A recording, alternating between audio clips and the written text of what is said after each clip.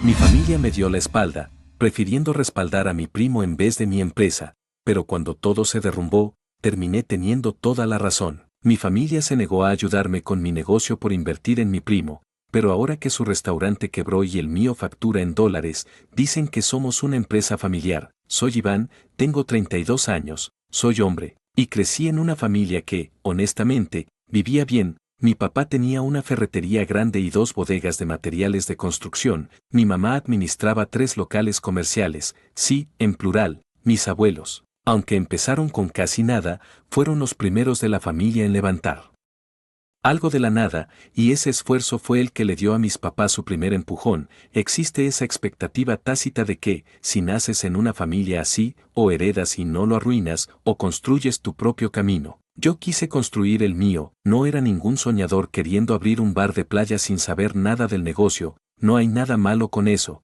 pero yo tenía otro plan, uno con números reales, logística y comercio exterior. Desde los 16 años, cuando ayudaba a mi tío a mover mercancía entre bodegas, entendí cómo se movía realmente el dinero en ese mundo, estudié comercio internacional, me especialicé en cadenas de suministro, y me obsesioné con entender cómo un contenedor cruza 3 fronteras sin perder ni un peso en el camino. Descubrí que la logística no solo es necesaria, es invisible hasta que falla, y ahí está el negocio. Tenía visión, tenía contactos, y tenía un plan financiero que, según yo, iba a convencer a cualquiera. El problema era el capital inicial. Necesitaba dinero para una bodega, un par de camiones y el papeleo de aduanas. Una tarde me senté con mis papás en la sala, les mostré proyecciones, contratos preliminares y todo lo que había armado. Les pedí un préstamo, no un regalo, un préstamo que devolvería con intereses apenas el negocio caminara. Mi papá me miró y dijo: Iván, te queremos, pero no creemos que tengas cabeza para dirigir algo así. No lo dijo con maldad. Mi mamá incluso suspiró como si le doliera, pero el mensaje quedó clarísimo, para ellos. Yo tenía ideas, no capacidad. Un mes después, mi primo Andrés anunció que abriría una cadena de restaurantes, con el dinero de mis papás. Me enteré en la fiesta de compromiso de su hermana, cuando Andrés se acercó, abrazó a mi papá, y le dijo: tío, gracias por creer en mí, sin ese capital nunca hubiera podido arrancar. Me quedé congelado, viendo cómo mis papás sonreían orgullosos de una inversión que a mí me habían negado semanas antes. No me sentí mal por Andrés, me sentí traicionado por ellos.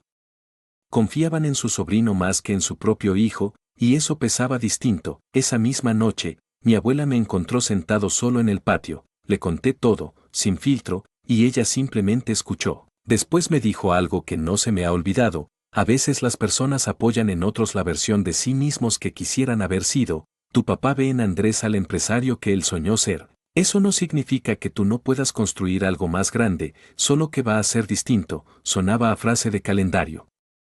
Pero en ese momento fue exactamente lo que necesitaba escuchar. 2 días después, mi abuelo me llamó, cosa rara en él, porque no es de los que llaman solo para hablar. Me pidió que fuera a su casa, y cuando llegué, sin rodeos, me dijo que mi abuela le había contado todo. Me habló de cuando él empezó su primer negocio con una camioneta prestada y el aval de un amigo, y de cómo nadie creyó que iba a funcionar. Sacó su chequera, escribió un número que no pienso revelar, y me lo entregó diciendo: esto no es solo plata, es confianza, no me falles. Ese cheque no cubría todo lo que necesitaba, pero fue suficiente para arrancar. Empecé con lo mínimo: oficina pequeña en una zona industrial, 2 empleados de confianza, y jornadas de 14 horas. Los primeros 2 años fueron durísimos, sobreviví a punta de tinto y almuerzos de cafetería, apenas dormía, y muchas noches me quedaba revisando manifiestos de carga hasta que el sol empezaba a salir. Mi socio se encargaba de los clientes, yo me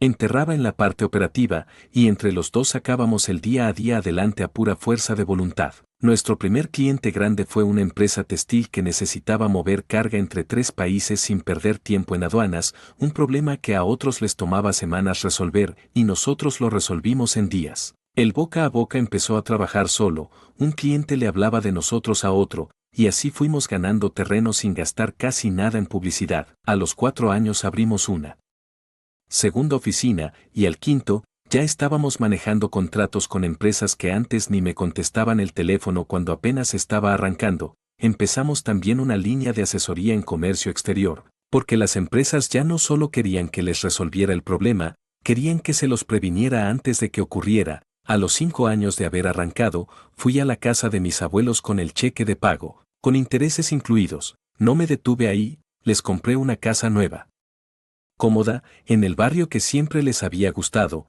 Verlos caminar por ese lugar señalando cada rincón fue de los momentos más lindos que he vivido. Mientras tanto, la cadena de restaurantes de Andrés no resistió la crisis del sector, y aunque mis papás le metieron más dinero para intentar salvarla, terminó cerrando por completo. El fin de semana pasado celebramos los 50 años de matrimonio de mis abuelos, y quise hacerlo en grande, salón alquilado, banda en vivo, casi 200 invitados. Entre familia, amigos y vecinos de toda la vida, la fiesta iba espectacular, hasta que escuché a mi papá hablando con un amigo suyo, diciendo que se sentía orgulloso de mí, y que todo era gracias a los valores familiares y al apoyo que siempre me dieron. Después lo escuché decir, prácticamente esto ya es un negocio familiar, casi se me cae el vaso de la mano. Seguí escuchando fragmentos toda la noche, mis papás contándole a medio salón cómo me habían apoyado en cada paso, como siempre supieron que yo lograría algo grande. El remate llegó cuando mi papá le dijo a un tío, todo esto es gracias al empujón inicial de la familia, no necesitaba que se arrodillaran ni que pidieran perdón, pero adueñarse del mérito de algo que activamente se negaron a apoyar, eso no lo pude tragar. Cambié mi discurso ahí mismo, había planeado algo sencillo para mis abuelos, pero después de escuchar eso, no pude callarme. Empecé con humor, hablé de su matrimonio, y después me puse serio, dije que mi abuela y mi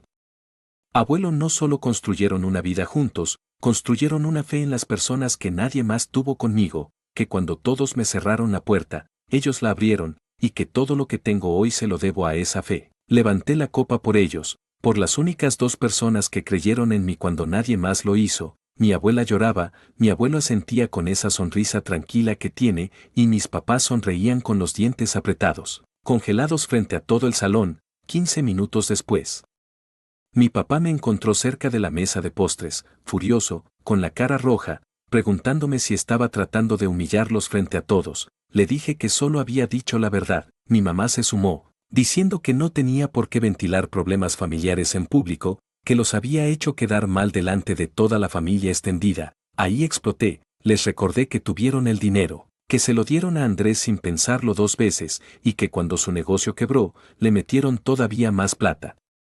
Mientras que a mí, su propio hijo, me cerraron la puerta sin ni siquiera considerarlo. Mi papá me señaló con el dedo, me dijo que estaba siendo un malagradecido después de todo lo que habían hecho por mí, y le respondí que no era ingratitud, que solo estaba diciendo en voz alta lo que todo el salón ya sabía. El salón entero se quedó en silencio. Andrés se escondió en una esquina con su trago, incómodo, tratando de desaparecer entre la gente, y yo, sin querer, había convertido el aniversario de mis abuelos en una escena que nadie iba a olvidar fácilmente. Salí del salón sin abrigo, me subí al carro, y me quedé ahí sentado un buen rato, tratando de calmarme. Esa noche no dormí. Al día siguiente, mi abuela me escribió diciéndome que me querían mucho, que no me sintiera mal por lo de esa noche. Aún así, la culpa no se me quitó fácil. Pensé que las cosas se calmarían, pero mis papás decidieron ir por otro camino. Empezaron a decirle a la familia que yo había manipulado a mis abuelos para sacarles dinero.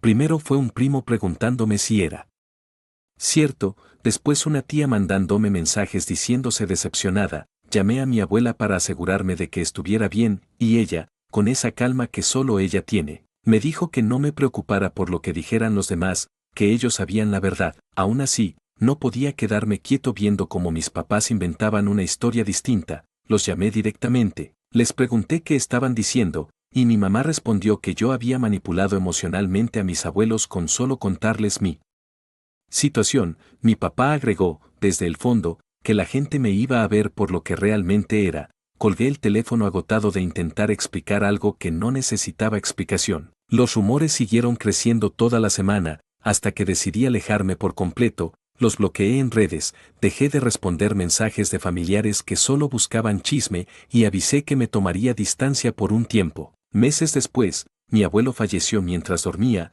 Fue un golpe durísimo, aunque al menos fue en paz. Organicé todo lo del funeral junto a mi abuela, y aunque mis papás estuvieron presentes, el ambiente era tenso. como si todos supiéramos que había algo sin resolver flotando en el aire. Cientos de personas llegaron a despedirlo, socios, vecinos, amigos de toda la vida, y verlo tan querido fue tan bonito como doloroso. Ahí fue cuando las cosas se complicaron más. Mi abuelo tenía pocas propiedades, pero una era especial, una finca cafetera donde pasé buena parte de mi infancia. En la lectura del testamento, el abogado leyó que la finca quedaba para mí y para mi prima Camila, hija de la hermana de mi papá. Vi la cara de mi papá endurecerse al escuchar eso. No dijo nada en el momento, pero su expresión lo decía todo. Los días siguientes me evitó por completo, actuando como si yo fuera invisible cada vez que coincidíamos en la misma habitación. Camila y yo hablamos una noche, y ella también sentía la tensión, aunque su mamá no se portó tan fría como mi papá. Mi abuela me dijo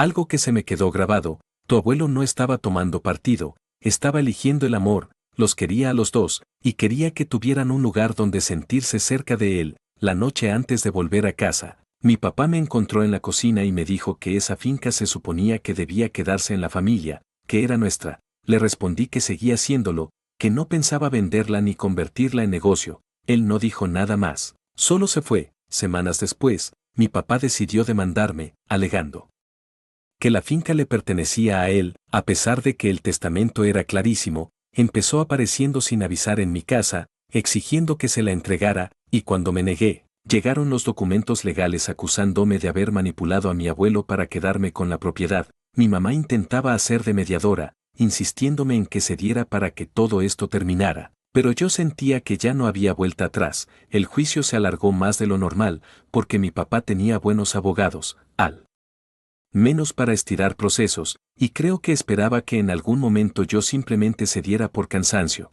pero ni siquiera mi tía se sumó a esa cruzada, y el testimonio de mi abuela terminó siendo clave, porque mi papá no tenía absolutamente nada sólido para respaldar su versión. Perdió el caso, y como si fuera poco, su intento de desprestigiarme había llegado tan lejos que empezó a afectar mis contratos con proveedores internacionales, así que lo demandé también por difamación y daños. Gané ese juicio también, y entre lo que perdió en abogados y lo que tuvo que pagarme, terminó en una situación financiera bastante más delicada que la mía. La plata que le prestó a Andrés, sumada a lo que gastó peleando conmigo, obligó a mis papás a vender su casa. Todavía conservan la ferretería, aunque llevan meses buscando vender parte del negocio para cubrir deudas. Alguien de la familia sugirió que yo comprara esa parte para mantenerlo todo unido, pero tener a mi papá de socio, después de todo esto, no es exactamente algo que me emocione. La finca sigue siendo de Camila y mía, la cuidamos entre los dos, y cada vez que voy,